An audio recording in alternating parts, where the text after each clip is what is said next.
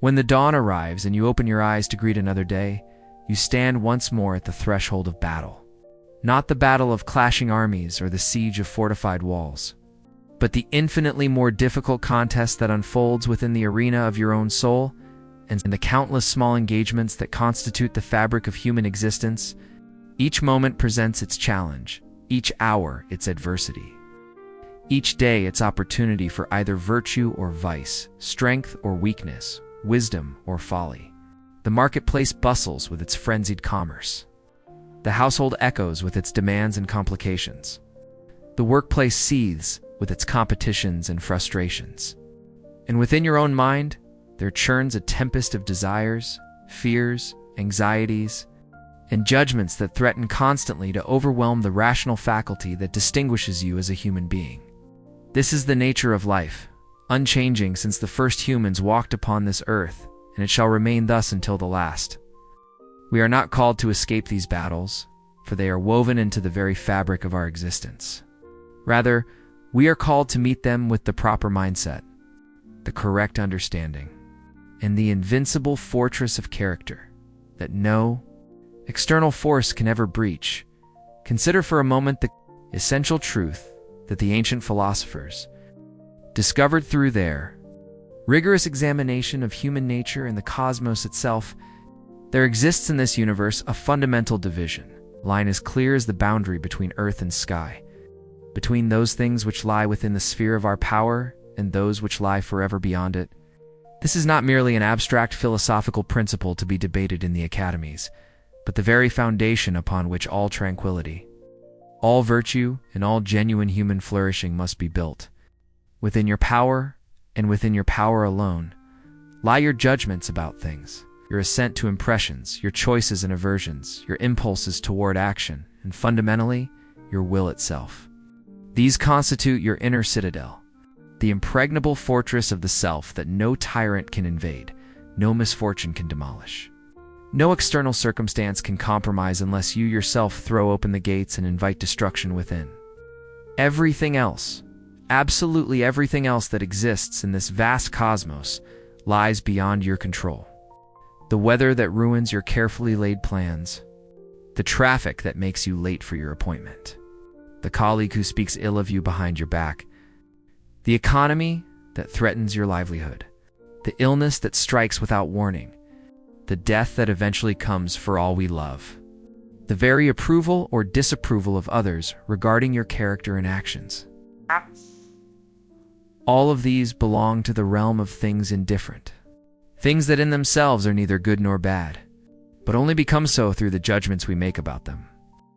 When you truly comprehend this distinction, when it penetrates not merely your intellect, but becomes inscribed upon your very soul, you will find that the overwhelming majority of what troubles you, what causes you anxiety and distress and anger and despair, concerns itself with matters that lie entirely outside your control.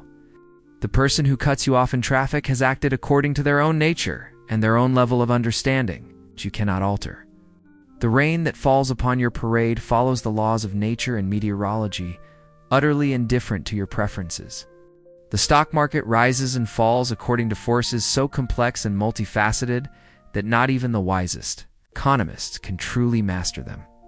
Your neighbor holds opinions about you that are formed within their own mind, shaped by their own experiences, filtered through their own prejudices and limitations.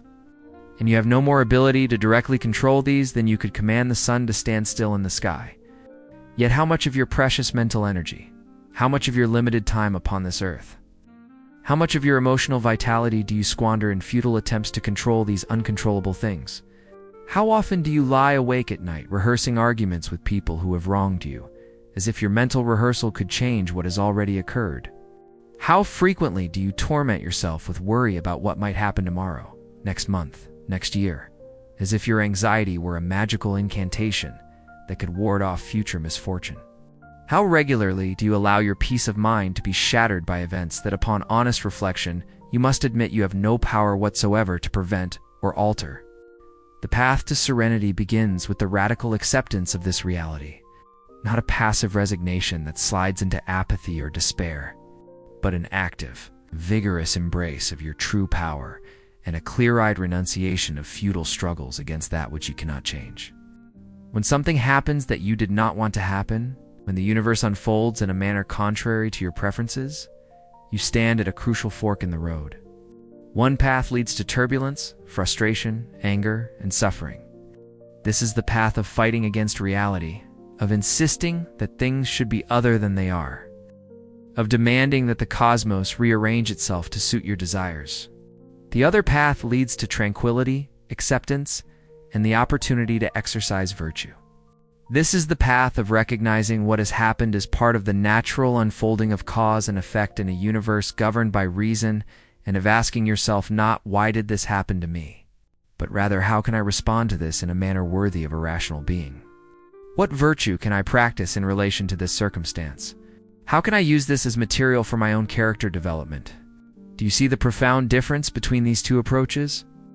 One places you forever at the mercy of external events, buffeted this way and that by every wind of fortune, while the other establishes you as the sovereign of your own inner kingdom, unshakable regardless of what storms may rage outside your walls. Let us consider how this applies to the everyday battles you face. You arrive at your workplace and discover that a project you have labored upon for weeks has been rejected by those in authority. The initial sting of disappointment is natural.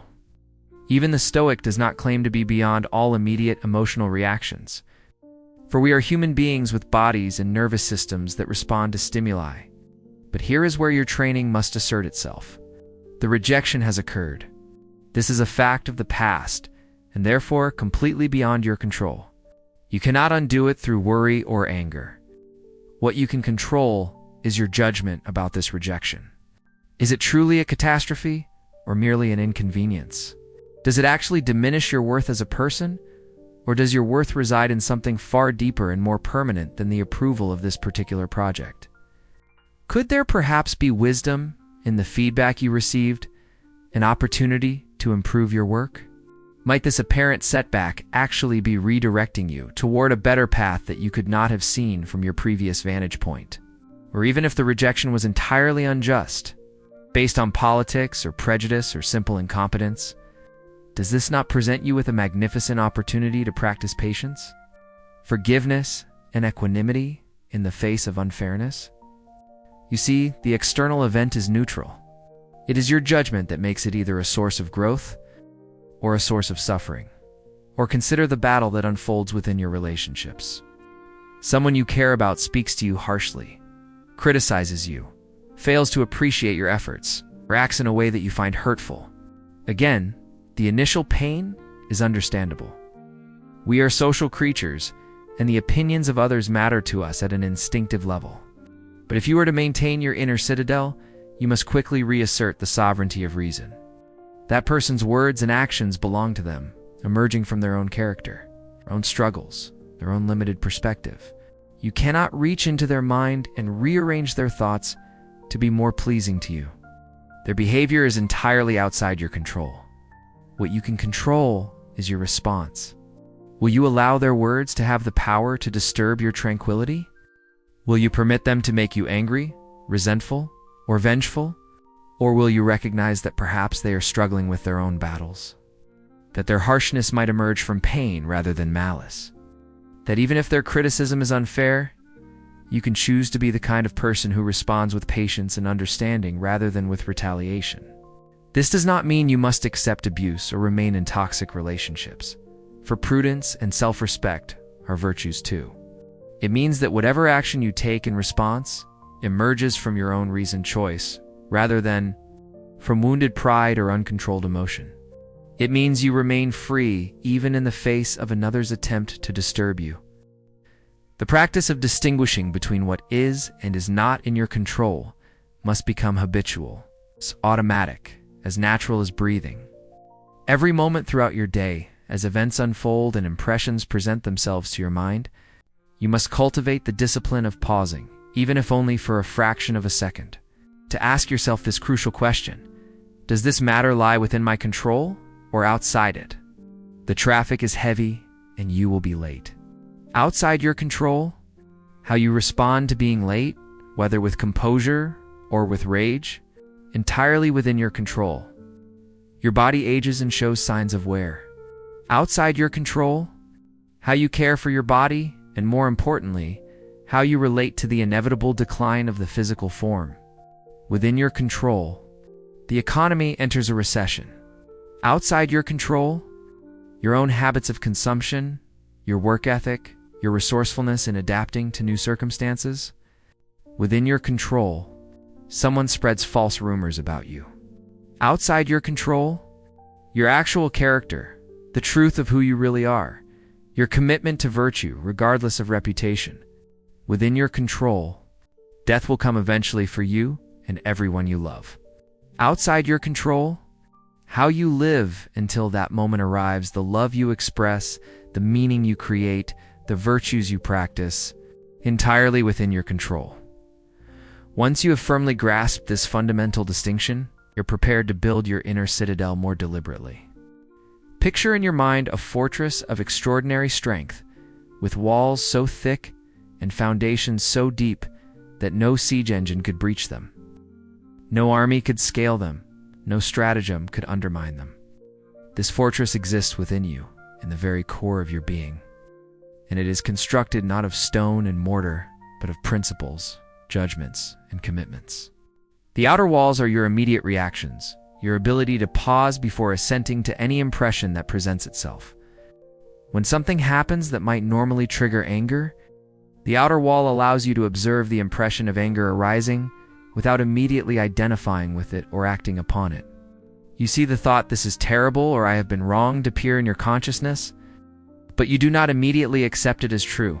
Instead, you examine it rationally. Is this judgment accurate? Is it helpful? Does it accord with nature and reason? Only if it passes this scrutiny do you allow it to proceed further into your citadel. Most destructive emotions and impulses, you will discover, cannot pass this first test and dissolve when exposed to the light of rational examination. The inner chambers of your citadel contain your core commitments and principles. Here resides your understanding of the four cardinal virtues, practical wisdom, which allows you to perceive truly what is good and what is bad, what matters and what does not. Courage, not merely physical bravery, but the strength to face difficulty, to speak truth, to stand firm in your principles even when doing so is costly. Justice, which inclines you to give each person and each thing its proper due, to fulfill your obligations, to contribute to the common good. And temperance, that harmonious balance which prevents you from being enslaved by desires or driven by momentary impulses. These virtues are not abstract ideals, but living forces within you. Muscles that grow stronger with exercise, capacities that develop through practice. Each time you choose to act virtuously when you could have acted otherwise, you lay another stone in your inner fortress.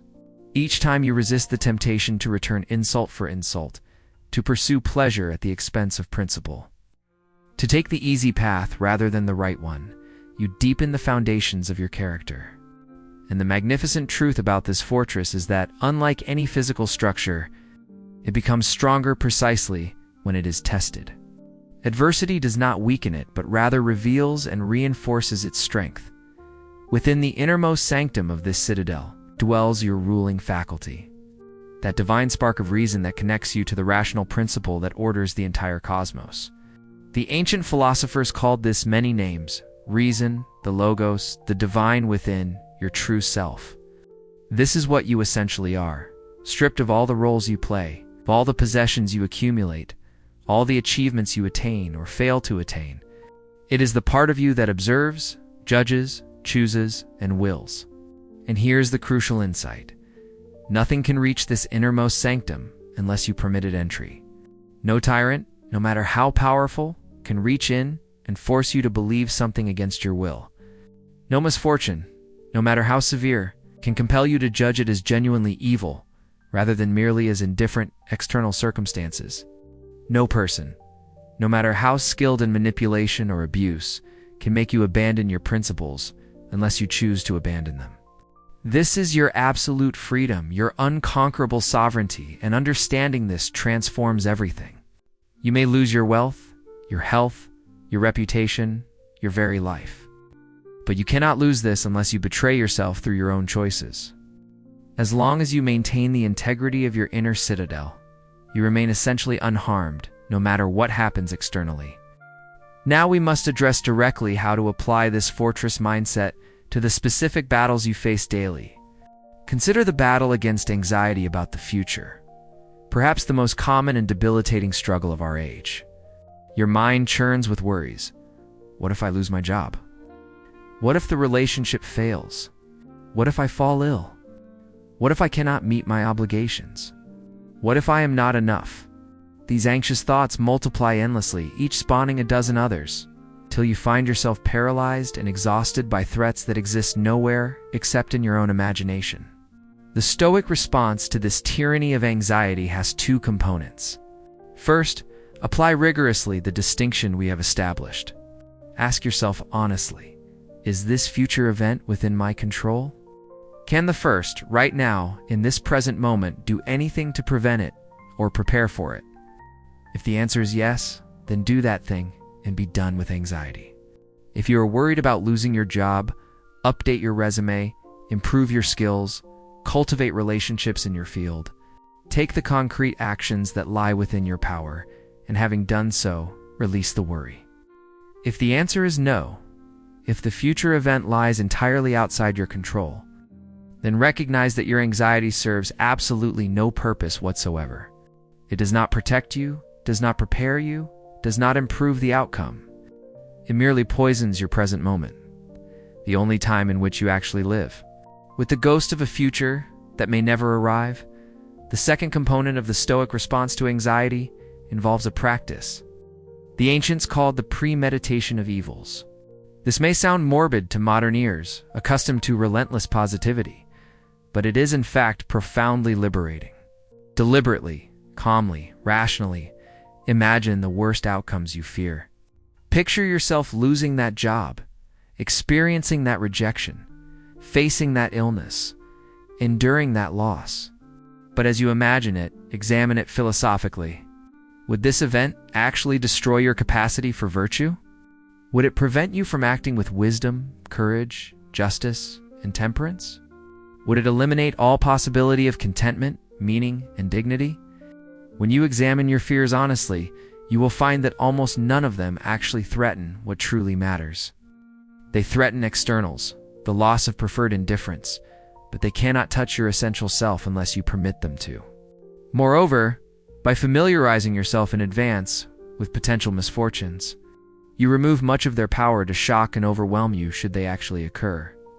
You have already faced them mentally. You have already thought through how you would respond in accordance with your principles, and therefore you are prepared rather than blindsided.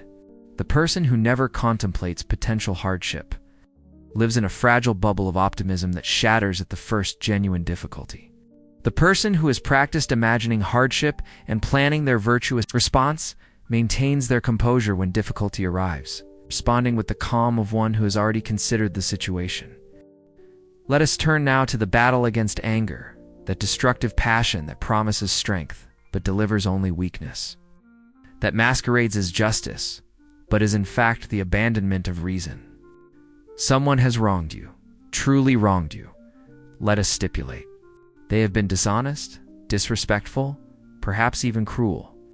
The surge of anger feels righteous, feels like the natural and appropriate response. But examine this anger more carefully. What is it really? It is a judgment that you have been harmed in some way that matters, that this person has taken from you something valuable that you cannot regain, that the situation is intolerable and must be rectified through your rage. But recall our fundamental principle. Has this person actually harmed you? Have they diminished your capacity for virtue? Have they removed your ability to act with wisdom and justice and courage? They have not, and they cannot. They may have damaged your possessions, injured your body, tarnished your reputation, but these are externals. Your true self, your character, your essential humanity remains completely untouched unless you choose to harm it yourself by indulging in rage and thoughts of vengeance. It is not their action, but your judgment about their action that disturbs you. Furthermore, consider the person who wronged you with genuine philosophical insight. They acted according to their nature, and their understanding at that moment. If they possessed true wisdom, they would not have acted wrongly. For no one who genuinely understands the good chooses the bad. They are, in a profound sense, ignorant or mistaken about what truly benefits them. They labor under the delusion that by treating others unjustly they can gain something valuable, when in fact they are only damaging their own character, the only thing that is genuinely their own. In this light, are they not worthy more of pity than of anger? You would not become enraged at a child who acts foolishly out of ignorance, or at a mentally ill person who acts irrationally due to their condition. Why then rage at those who wrong you out of their own moral ignorance or character defects? This does not mean you must permit continued wrongdoing or refuse to establish appropriate boundaries. But it means you can do what needs to be done from a place of calm rationality rather than turbulent emotion. You can correct set limits, seek justice, or simply remove yourself from their sphere of influence, all while maintaining your own tranquility and refusing to allow their lack of virtue to diminish your own. The anger you feel also serves as a powerful diagnostic tool if you are willing to examine it honestly. Why does this particular offense trigger such rage in you? Often you will find that your anger is disproportionate to the actual event because it resonates with deeper insecurities, unacknowledged fears, or unmet expectations. Perhaps you are angry because you believe you are entitled to be treated in a certain way, so that the universe owes you fairness and respect and favorable treatment. But examine this belief. Where does it come from? Who promised you that life would be fair? The cosmos operates according to cause and effect, not according to what you or I believe we deserve. People act according to their nature, their conditioning, their choices. There is no cosmic guarantee that they will recognize your worth or treat you as you wish to be treated. When you cling to the belief that things should be other than they are, you set yourself up for constant disappointment and rage. When you accept that things are as they are, that people are as they are, not as you wish them to be, you free yourself to respond with wisdom rather than with the impotent fury of thwarted expectations. Consider too the battle against disappointment when your efforts do not yield the results you hoped for. You worked diligently toward a goal, you planned carefully, you executed skillfully, and yet the outcome is not what you desired. Perhaps you failed to get the promotion, the relationship ended, the project collapsed, the dream dissolved. Here again, the fortress mindset transforms everything. Recognize first that the outcome was never fully within your control. You controlled your effort, your intention, your execution. But the result depended on countless factors beyond your power. Other people's decisions, timing, competition, chance, the complex web of causation that determines all events in the material world. You were therefore never entitled to any particular outcome. And its failure to materialize is not actually a comment on your worth or ability. It is simply how events unfolded in this particular instance. But more profoundly, question whether you have been pursuing the right goal altogether. If your sense of success or failure, your contentment or misery, depends on achieving certain external outcomes, you have built your happiness on the most unstable foundation imaginable. Today, you achieve your goal and feel elated. Tomorrow, circumstances change and you feel devastated. You are the plaything of fortune, not the master of your own soul. The Stoic redirects ambition toward the only goal that is fully within your control and truly worth achieving, the perfection of your own character. Did you pursue this external goal virtuously?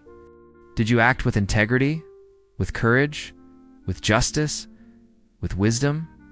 Did you treat others fairly in the process? Did you maintain your principles even when it would have been expedient to compromise them? If you can answer yes to these questions, then you have already succeeded in the only way that truly matters. The external outcome is merely the material you were given to work with, the opportunity to exercise virtue. Some of this material proves more tractable, some less so. But your success or failure as a human being does not depend on the tractability of external circumstances, but on how you respond to whatever circumstances you encounter.